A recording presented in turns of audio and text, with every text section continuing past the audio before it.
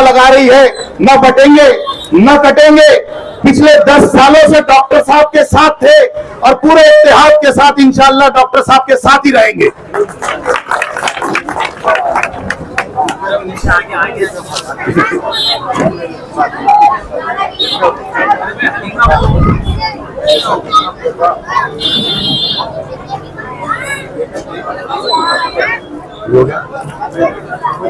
अल्हम्दुलिल्लाह आप लोग पिछले 10 सालों से डॉक्टर साहब के साथ थे और मुझे यकीन है कि इस टाइम भी पूरे इत्तेहाद के साथ डॉक्टर साहब के साथ रहेंगे। हम ये जानते हैं कि किस तरीके से डॉक्टर साहब के साथ नाइंसाफी हुई, मगर हम ये भी जानते हैं कि एक ही शख्स है जो आपके मसले मसाइल हल कर सकता है और हमें उस शख्स को आने वाली 20 तारीख के दिन एक ही निशान साइकिल साइकिल साइकिल के बटन के ऊपर दबाना है बटन और डॉक्टर साहब को असेंबली में भेजना है। इंशाल्लाह 23 तारीख के दिन डॉक्टर साहब जो है तो अबू आसिम आजमी साहब के साथ असेंबली में जाएंगे, ये हमारा अज़्म है।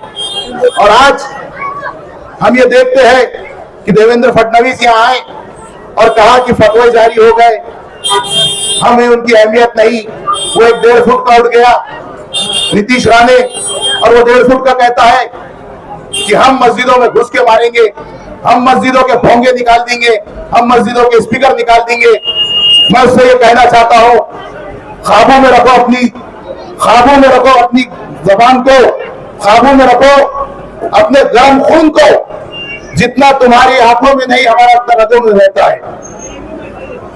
आज ये नीतीश राणे जैसे लोग मुसलमानों को एक टारगेट बना के बोलते हैं और होता यह है कि ये उनके दूसरे जो बीजेपी के जो बी टीम का काम करते हैं वो दोनों मिलके आपस में लड़ाने का, हिंदू और मुसलमान को लड़ाने का काम करते हैं।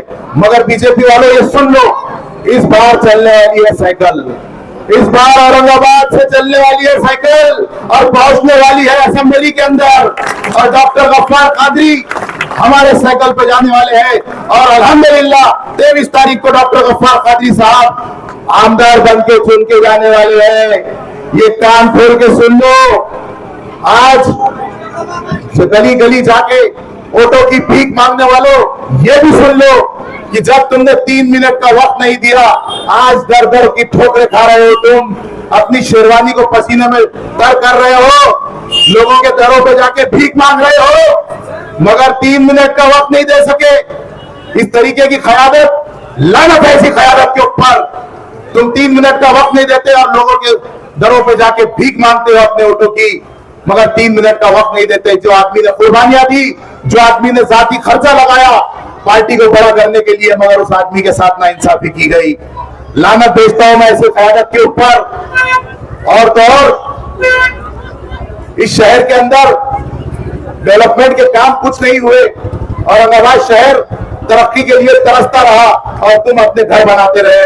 औरंगाबाद का शहर रोजगार के लिए नौजवान तरसते रहे और तुम अपने बेटे को जो है तो फॉरेन भेज रहे हो।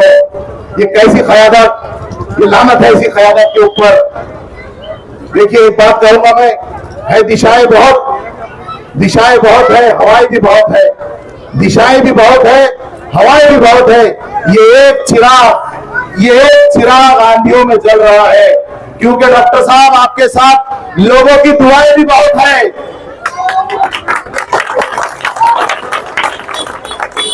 आज हमको ये अज़्म करके उठना होगा। जब हम यहां से उठेंगे तो ये अज़्म करके उठिए कि 20 तारीख के दिन आपका वोट नाइंसाफी के खिलाफ जाएगा, आपका वोट साइकिल को जाएगा, आपका वोट तरक्की के लिए जाएगा, आपका वोट साइकिल के लिए जाएगा, डॉक्टर गफ्फार कादरी के लिए जाएगा, आपका वोट बेरोजगारों, सुन लो, बेरोजगारी के खिलाफ में जाएगा, आपका वोट जो है रोजगार के लिए जाएगा, डॉक्टर गफ्फार कादरी और साइकिल के निशान पे आपका वोट जाएगा। जब तक आप अपना वोट साइकिल के निशान और डॉक्टर गफ्फार कादरी के हक में नहीं देते तो इस शहर की तरक्की मैं समझता हूं मुमकिन नहीं। अगर इस शहर को तरक्की की रास्ते पे लाना है, इस शहर को तरक्की कराना है, इस शहर की गलियां सुधारनी है, इस शहर में रोजगार लाना है, इस शहर के अंदर इंडस्ट्री लाना है, अगर इस शहर के अंदर बेरोजगार हमारे नौजवानों को रोजगार दिलाना है, इस शहर को अगर नशा मुक्त कराना है तो डॉक्टर गफ्फार कादरी को 23 तारीख के दिन हमें आमदार बना के भेजना होगा। आज हो ये रहा है कि अगर कुछ मसला हो जाए तो ये माजी खासदार बोल देता है कि बटन प्लेयर थे। ये कौम के नौजवानों को बटन प्लेयर बोल रहा है, आपको समझ नहीं आ रहा?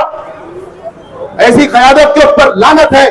अरे तुमने तो करना ये चाहिए था कि जो नशे में मुब्तला थे उनको नशा मुक्त केंद्र चालू करके देना चाहिए था, मगर नशा मुक्त केंद्र नहीं चालू किए इन्होंने क्या किए?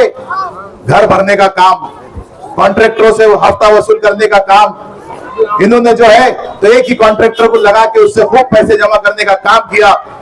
मगर आज औरंगाबाद की आवाम जाग चुकी है, औरंगाबाद की आवाम अब जाग चुकी है, और अब जागने के बाद औरंगाबाद की आवाम इनको जो है ये जो क़यादत का रोना रोते बैठते हैं, ये जो भीख मांगते हैं वोटों की, तो इनको भीख में भी अब वोट नहीं मिलने वाले।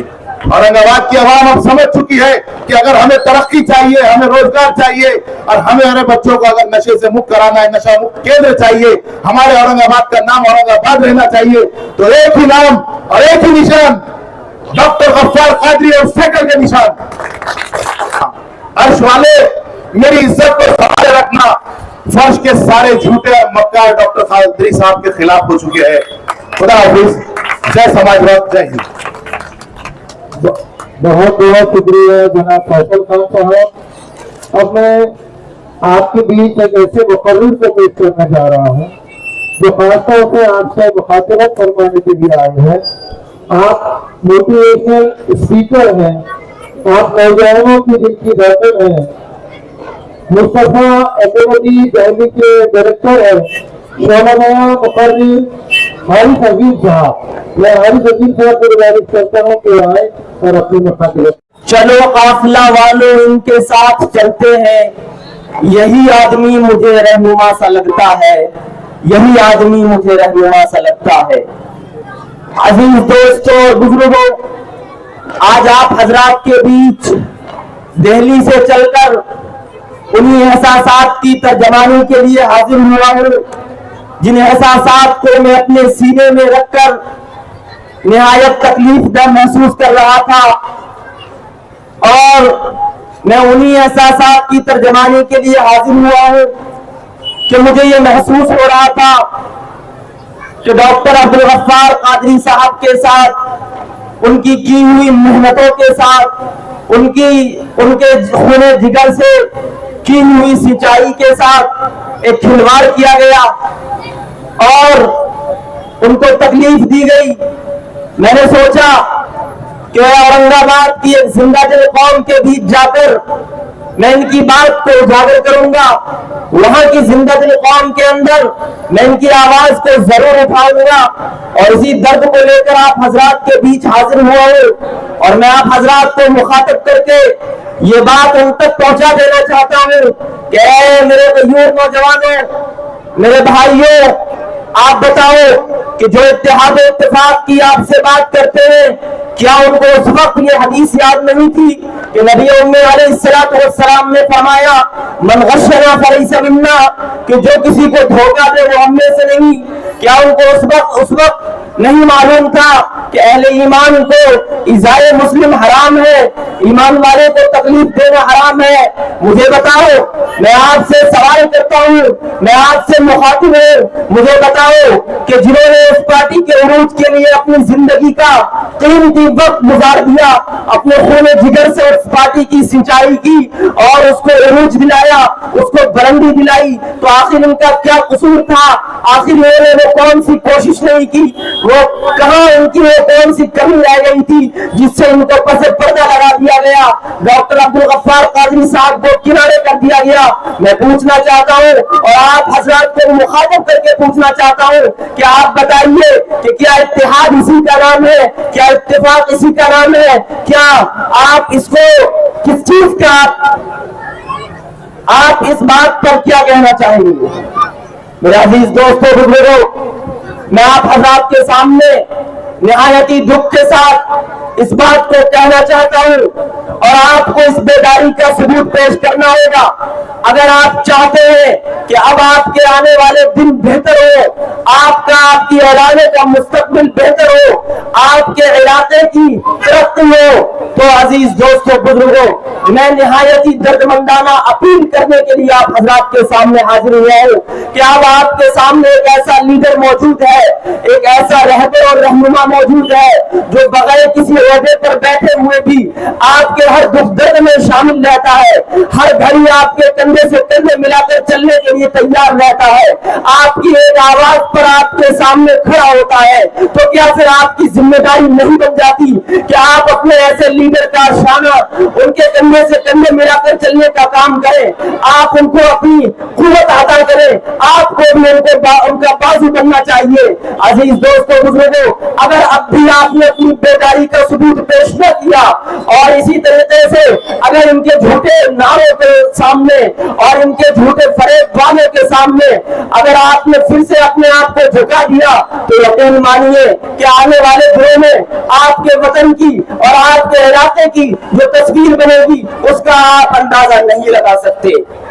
इसलिए अजीज दोस्तों, बुजुर्गों, औरंगाबाद की सरजमीन पर इंसानों का ये हुजूम आज मुझे इस बात की शहादत और गवाही दे रहा है कि अब आप जान चुके हैं, अब आप पहचान चुके हैं कि आपका दोस्त कौन है और आपका दुश्मन कौन है। आप समझ चुके हैं कि कौन आपके साथ मिलकर चलने के लिए तैयार है, कौन आपकी आवाज से आवाज मिलाकर रहने के लिए तैयार है। आप खुद इस बात का फैसला कीजिए कि जिनको आपने चुनकर, जिनको आपने ताकत अता की, वो आपके इलाके के लिए उन्होंने क्या किया। मुझे जो मालूम हुआ कि जो छोटे मोटे वादे किए गए वो भी सारे वादे नामुकम्मल रहे। तो आखिर आप बताइए कि क्या आप ऐसे लोगों के हाथ में फिर से अपनी क़यादत को फिर से खुद को सौंपना या सुपुर्द करना चाहते हैं। मेरा अजीज दोस्तों, बुजुर्गों, आपको अपनी बेदारी का सबूत पेश करना होगा और इस बात का सबूत पेश करना होगा कि आप एक जिंदा दिल कौम है, आप एक सियासी बसीरत और सियासी शऊर रखने वाले लोग हैं, आप सिर्फ एक भीड़ लगाने वाले लोग नहीं है। और आपको लोगों तक इस पैगाम को पहुंचाना होगा कि हमने आपको अपने सरों पर बिठाया था, अपनी पलकों पर बिठाया था, लेकिन आपने हमारे लीडर के साथ खिलवाड़ किया, आपने हमारे इलाके की तरक्कियात के लिए कुछ नहीं सोचा, आपने हमारे इलाके की अस्पतालों के लिए कुछ नहीं सोचा, हमारे इलाके में तालीम गाहों के लिए कुछ नहीं सोचा, हमारे बच्चों के मुस्तकबिल के लिए कुछ नहीं सोचा। इसलिए हम आपको नकारते हैं। मैं निहायत वाज़ेह तौर पर यहाँ से कह देना चाहता हूँ और मैं ये समझता हूँ कि मेरे सामने बैठी हुई आवाम एक जिंदा दिल आवाम है। आपको खुद इस बात पर फैसला करना है और अपनी सोच से, अपने जहन से, अपने दिमाग से अपने वोट को इस्तेमाल करना है। अगर आपने अब भी अपने वोट का खुदा न खास्ता गलत इस्तेमाल कर लिया तो ये समझ लीजिए कि उसके जिम्मेदार आप खुद होंगे। कोई भी लीडर आपकी ताकत से नहीं बढ़ सकता, आप ही की ताकत उनको उस मेयार तक पहुंचाती है, आप ही उनकी शख्सियत को संवारते हैं। इसलिए आपको अपनी कुव्वत का एहसास दिलाना होगा, आपको अपनी ताकत का एहसास दिलाना होगा और आपको ये बताना होगा कि हम ही चुन के लाए थे और हम ही तुमको यहाँ से निकाल रहे हैं। मिल्लत इस्लामिया के ग़य्यूर नौजवानों, आप हरगिज़ों के फरेबी दावों के सामने और खोखले वादों के सामने हरगिज़ मत आ जाना और चंद कागज के टुकड़ों के सामने फिर से अपने वोट को बिल्कुल भी बेकार मत कर देना। वो अस्कर नाम का बच्चा, उसका बेटा 22 साल का शहीद हो गया। क्या झकमगा इन्होंने, कहां सो गया था। अगर कोई बेगुनाह पुलिस की गोली से मरता है तो उसको तकरीबन 25 लाख का मुआवजा मिलता है, उसके कोई वारिस को नौकरी मिलती है। अबे तू तो खासदार था ना, किसके जूते उठा रहा था। और अस्कर बच्चा गली नंबर ये अल्तमश में रहता है, अनस मस्जिद के पास, उससे पूछो क्या केस बना है उसका। उसका केस ये बना है कि पत्थर लगने से जख्मी होकर मरा, जबकि वो आंसू गैस उसका गोला फटने से मरा। वो बेचारा अदालती जंग लड़ रहा है और आज ना उसको पूछता ना इसको पहुंचता। शागज में दंगा हुआ, एक नौजवान बेटा हारिस 18 साल का 17 साल का नौजवान शहीद हो गया। ये खासदार का झकमागा था। बहरहाल मुझे यह भी कहना है कि महाराष्ट्र के मुख्तलिफ मुकामात पर जहां कहीं दंगा फसाद हुआ, खासदार ने कोई नुमाइंदगी नहीं की।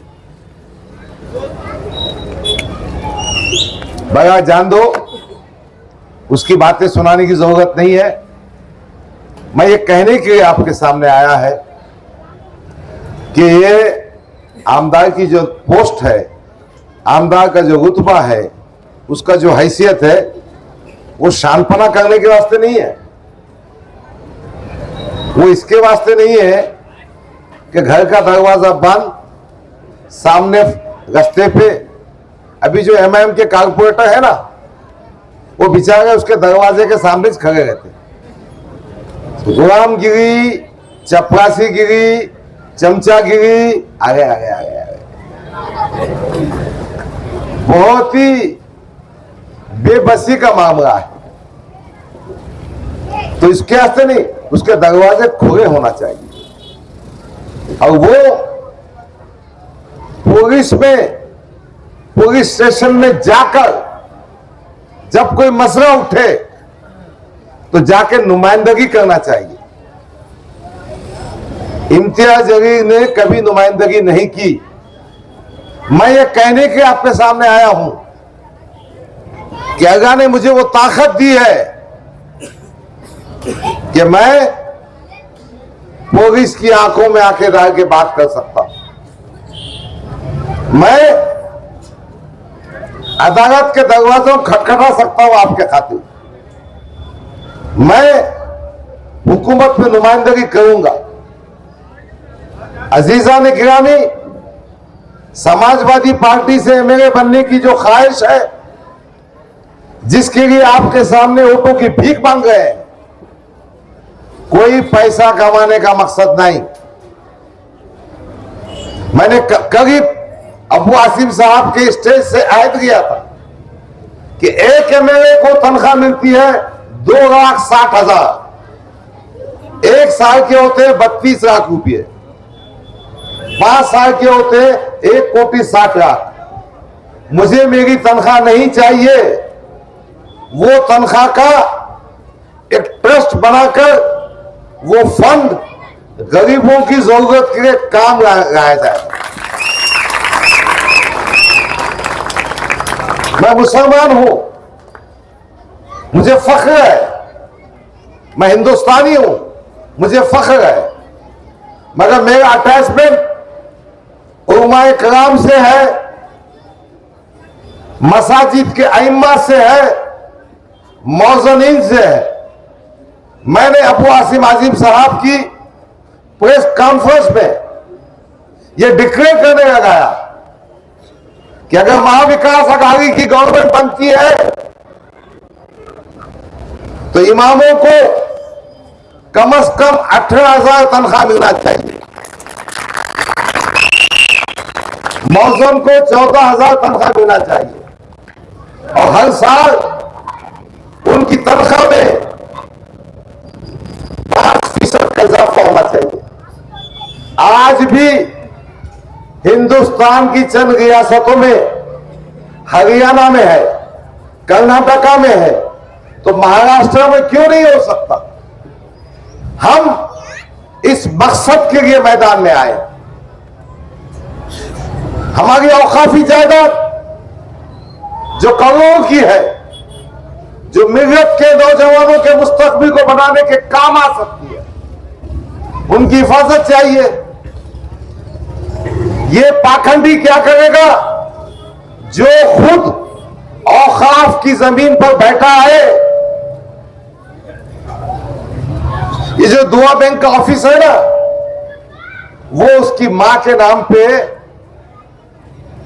वक्फ बोर्ड से सालाना 500 रुपए किराए पे गया हुआ है। यानी एक दिन का किराया उसका 1 रुपया 20 पैसे 30 पैसे कुछ तो भी आता। 25-30 साल से ताबे में लेके बैठा हुआ है। जो औकाफी जमीनों पे कब्जा करके बैठा, और भी बहुत सारी जमीनों के मामलात है, वो क्या खिदमत करेगा? समाजवादी पार्टी चाहती है कि औकाफी जायदाद के मामले में इसका फायदा मिल्लत के यतीमों को, मिल्लत के बेवाओं को, मिल्लत के नौजवानों को और उलमाए कराम बिलखुसूस अइम्माए मसाजिद और मौज़नीन दीनी मदारिस के टीचरों को होना चाहिए। वो सभा होने के बाद जितने मेडिकल स्टोर थे वहां से नींद की गोलियों का स्टॉक खत्म हो गया।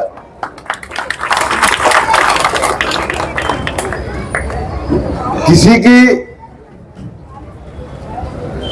नींद खत्म हो गई, चैन खत्म हो गया, किसी को पैखाने ज्यादा लग गए, किसी को उल्टियां हो गए, क्या क्या होगा मालूम नहीं। अभी 14 तारीख को हमारी बहन इखरा हसन आने वाली है। अब कितों को अटैक आता, कितों को दिल के दौरे पड़ते मुझे नहीं मालूम, और कितों की चड्डी खराब होती मुझे नहीं मालूम। मैं आपको यह कहना चाहता हूं कि इखरा हसन इसी रूट से जाएगी। हमने उनका रोड शो रखा है। उसकी वजह यह है, आपकी बस्ती, बाईजीपुरा, संजय नगर, इंदिरा नगर, ये उन मुसलमान गयूर मुसलमानों की बस्ती है जो कौम और मिल्लत के नाम पे कुर्बान होने वाले हैं। यहां के मसाजिद, यहां की मेहनत का शवाम, उनकी दीन से मोहब्बत है। तो मैंने तय किया कि इखरा हसन, उनका जो रोड शो है ये स्टार होटल से निकलकर आगे जाएगा गंजे शहीदा तक।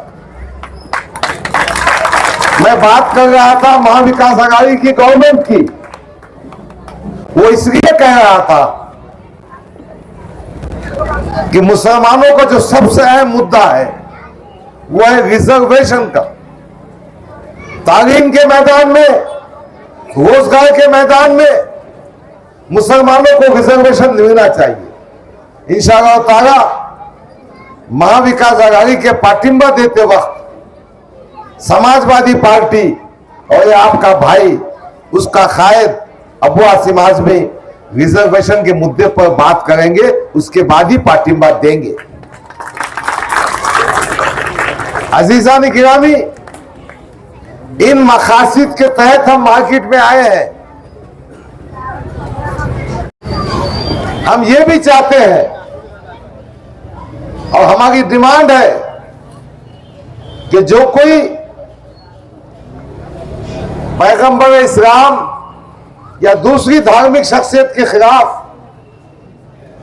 एहानत आमज जुमले करे, उनकी शान पे गुस्ताखी करे, तो उस पर UAPA प्रिवेंशन ऑफ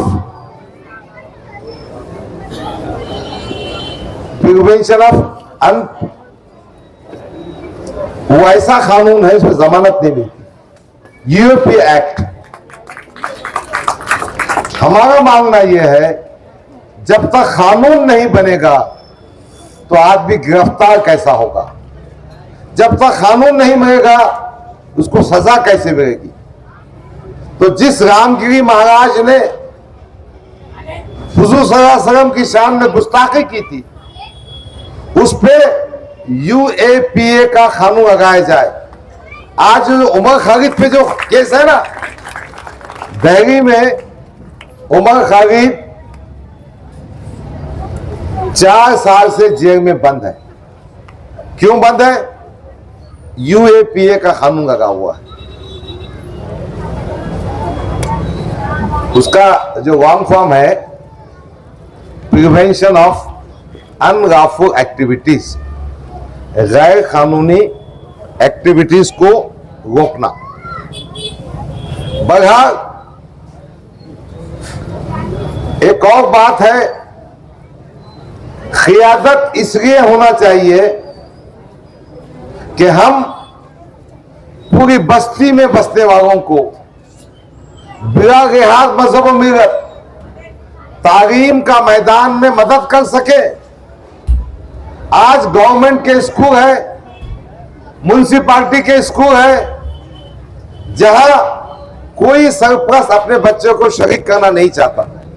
मैं आपसे ये वादा करने आया हूं, इंशाअल्लाह ताला म्युनिसिपैलिटी का स्कूल हो कि जिला परिषद का स्कूल हो, उसका मेयार को इतना ऊंचा किया जाएगा कि आपको मोटी डोनेशन रकम देने की, मोटी फीस भरने की जरूरत नहीं आएगी। तो तालीम के मैदान पे काम करना है।